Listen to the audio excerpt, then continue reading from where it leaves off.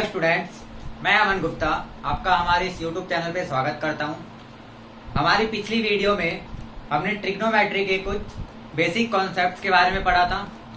आज उसी वीडियो को आगे बढ़ाते हुए हम ट्रिग्नोमेट्री के कुछ रूल्स पढ़ेंगे और सबसे पहले हम एक टेबल पढ़ेंगे जिस टेबल में हमें साइन, कोस, टेन मतलब इन सब चीज़ों की एंगल्स की वैल्यू दी रहेगी और हम देखेंगे कि उस टेबल को हम कैसे जनरेट करते हैं और फिर उस टेबल को हम याद कैसे कर सकते हैं। तो आइए शुरू करते हैं। तो सबसे पहले मैं यहाँ पे एक टेबल बना देता हूँ। जैसे जो ट्रिग्नोमेट्री की जो टर्म्स है वो क्या होते हैं, टोटल 6 टर्म्स होते हैं। साइन, कॉस, टेन, ये 3 मेन टर्म्स हैं। अब साइन का जो अपोजिट होता है वो होता है कोसेक, कॉस का अपोजिट होता है सेक और टेन का अपोजिट होता है कॉट। इसका मतलब अगर आपको इन तीनों साइन की अगर वैल्यूज पता है तो इन तीनों की आसानी से आप वैल्यू निकाल सकते हो। बस करना क्या है, उनका रेसिप्रोकल करना है। जैसा कि हमने कुछ फॉर्मूले भी देखे थे कि साइन थीटा की जो वैल्यू होती है वो क्या होती है, 1/cosec थीटा होती है। तो इसी तरह से साइन थीटा क्या था, वहां पे कोई भी एक एंगल था, तो उस एंगल की जो वैल्यू होगी कॉसेक में क्या हो जाएगी, उसका रेसिप्रोकल हो जाएगा। ठीक है, अब यहाँ पे आते हैं, हम एंगल के बारे में बात करते हैं। तो यहाँ पे मैं थीटा लिख देता हूँ।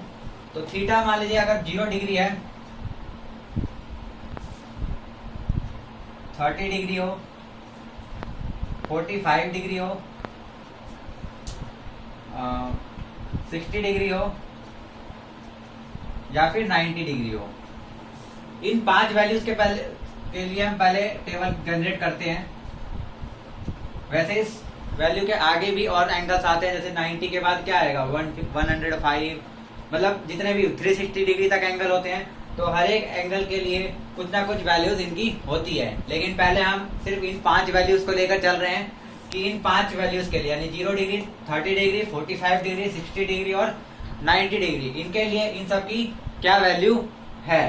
तो सबसे पहले हम क्या करते हैं, इनको जनरेट करना सीखते हैं कि इस टेबल को जनरेट कैसे किया जाता है। तो बहुत ही आसान मेथड है। आप सबसे पहले क्या करिए, यहाँ पे 0 से लेकर 0, 1, 2, 3 और 4 ये नंबर लिख लीजिए। तो यहाँ पे मैंने 0 लिख दिया, यहाँ 1, यहाँ 2, यहाँ 3 एंड यहाँ पे 4।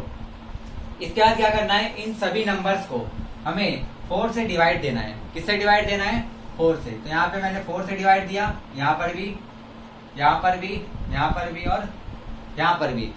और अब क्या करना है, अब इन सब का हमें रूट निकालना है, यानी स्क्वायर रूट यानी कि वर्गमूल।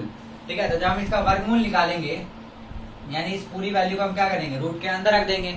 तो यहाँ पे ध्यान दें कि ये 0/4 यानी कि 0 को हम अगर 4 से डिवाइड करें तो वो क्या आएगा, 0 ही आएगा।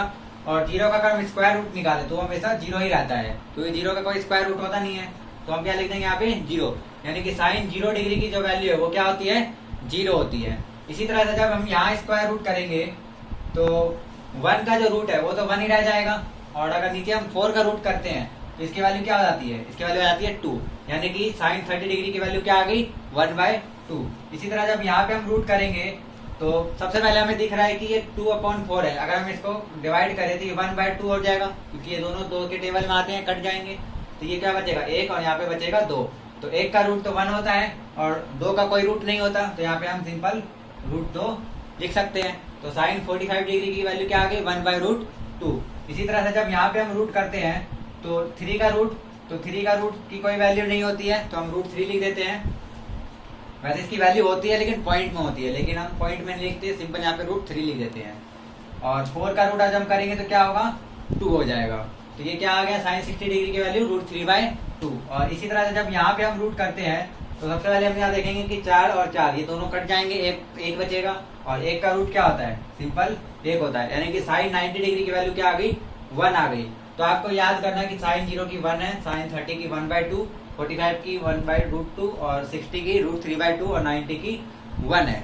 अगर ये एक लाइन आपको याद हो जाए तो कॉस का निकालना और बहुत आसान है। बस आपको क्या करना है, इन सभी वैल्यूज को उल्टे टर्म्स में लिख देना है, यानी कि ये जो 1 है वो यहाँ पे आ जाएगा, ये जो √3/2 है वो यहाँ पे आ जाएगा, ये 1/√2 है, ये बीच में है तो यहाँ पे यहीं पे रहेगा, ये 1/2 है। इसके बाद तो आगे हम लिखेंगे और 0 को से लास्ट में लिखेंगे, यानी कि ये जो हमने इसको इंक्रीजिंग ऑर्डर या डिक्रीजिंग ऑर्डर बोल सकते हैं, मतलब कि जो इसका ऑर्डर था हमने उसको चेंज कर दिया, यानी कि जो शुरू में था वो लास्ट में चला गया, जो लास्ट में था वो शुरू में आ गया, इस तरह से, यानी इनका ऑर्डर चेंज हो चुका है।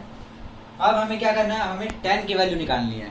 तो tan का आपने एक फॉर्मूला पढ़ा है, साइन अपॉन कॉस, यानी कि जो साइन की वैल्यू होगी और कॉस की वैल्यू होगी दोनों को डिवाइड कर दो तो क्या निकल जाता है, tan की वैल्यू। तो यहाँ पर भी हम वही कुछ करेंगे।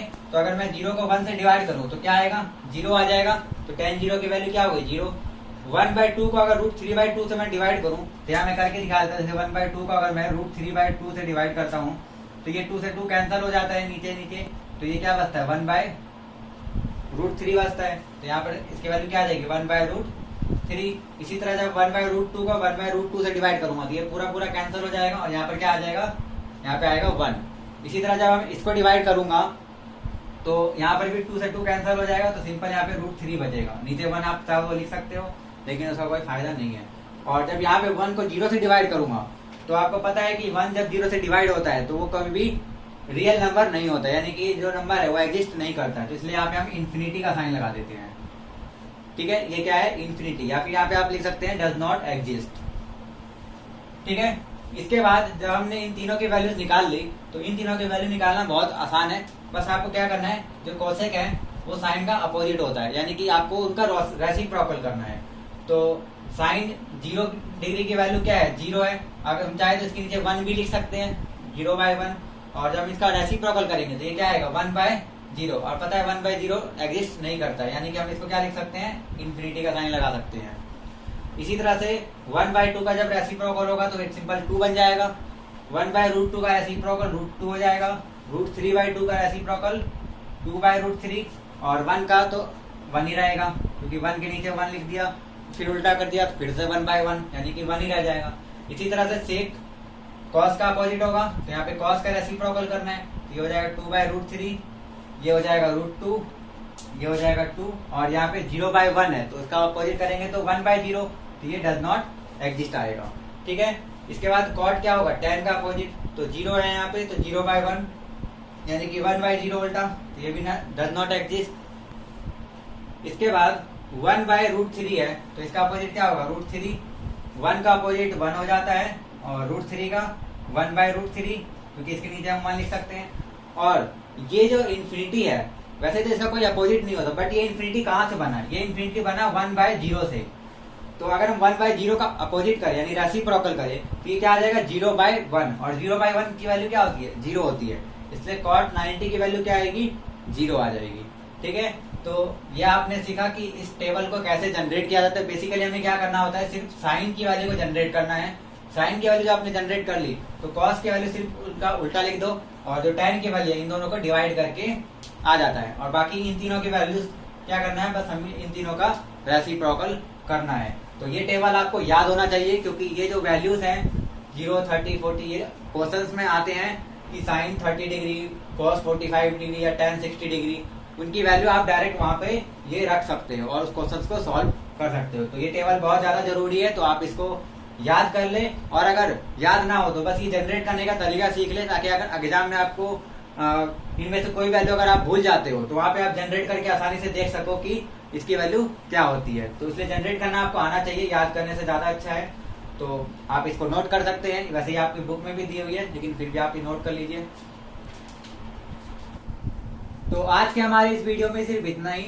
अगर आपको ये वीडियो पसंद आई हो तो प्लीज लाइक करें और इसे ज्यादा से ज्यादा लोगों तक शेयर करें। अगर आपको इस टॉपिक के हिसाब से कोई भी क्वेरी हो या कोई भी डाउट हो तो आप प्लीज कमेंट बॉक्स में कमेंट करें।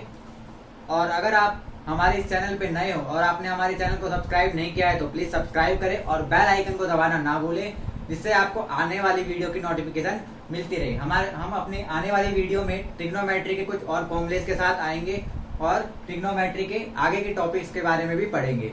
तो इस वीडियो में सिर्फ इतना ही, तब तक के लिए थैंक